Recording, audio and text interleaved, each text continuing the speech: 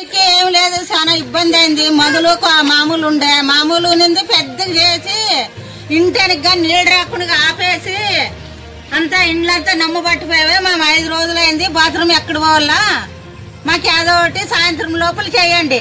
కమ్మండ్లు నువ్వంతా తీసి ఎగదెంగి అక్కడ ఇంతెలుగు చేసి ఇదేం పెద్ద కాలువా? ఇండ్ల ముందర ఇంత రచ్చ ఉంటే మేము ఎక్కడ పోవాలి బాత్రూమ్కి?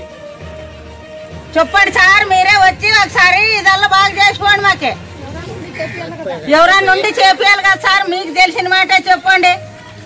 ఇట్లా చేస్తారా ఏడన్నా? ఈ గుడిసెన్లంతా అన్యాయం ఏడాడలేవు. ఈ గుడిసెన్లు చాలా అన్యాయం. ఇటు చూడు, ఇంటి వెనక నేల, ఇంటి ముందర నేల, ఎక్కడ బాత్రూమ్ పోవాలి? మేము బాత్రూమ్కి వస్తుందా లేదు ఎవరికన్నా కానీ?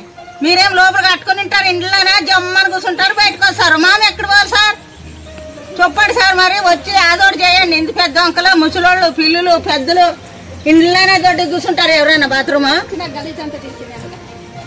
4 దినాల పోయేకి లేదు, వచ్చేకి లేదు. మామంటే ఎట్లా పోతాం? పాయం పిల్లలు ఉన్నారు, పాయం పిల్లలు ఎట్లా పోవాలా? పొగులు ఎట్లా మధ్యాహ్నం ఎట్లా పిల్లలకి వస్తే అర్జెంట్ మా ఉండేదే వంకుకుండా మీద.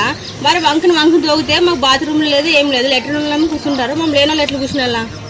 దీనికి పరిష్కారం ఎవరు చెప్తారు? మాకు చెప్పేవాళ్ళు రావాలి. ఇటుకి వచ్చి మాకు సాయంత్రం లోపల బాత్రూమ్ యాదో ఒకటి చేసి పెడితే మాకు పోయేకి వచ్చేకి బాగుంటుంది. ఆడ ఇంటెనకంటే ఇంటెనకి రాత్రి పోయాక గానీ అక్కడ కానీ నీళ్ళు ఆగేవి. నీళ్ళు ముందు ఉంటే తీపిచ్చేవాళ్ళు మరి తెలిసేదా? ఎట్లా పెద్దలు కానీ గేర్ల పెద్దలు వాళ్ళు వీళ్ళు పెద్దలు తీపిచ్చే ఎట్లా తీపిచ్చేవారు? పెద్దలు తీపిచ్చేవాళ్ళు కానీ స్పెషల్ పోతే కానీ ఎట్లా పోతారు? ఇప్పుడు ఎవరో పోయినా కానీ ముస్లిం వాళ్ళు ఎవరో బాత్రూమ్ పోతారు. ఇప్పుడు బాత్రూమ్ పోయినా ఎట్లా పోతారు? ఇప్పుడు చెప్పండి. చేర్చినా కానీ కొద్దిగా రస్తానే వెళ్తారు కదా ఎవరికైనా కానీ, పోయే వాళ్ళకి కానీ వచ్చే వాళ్ళకి కానీ. మరి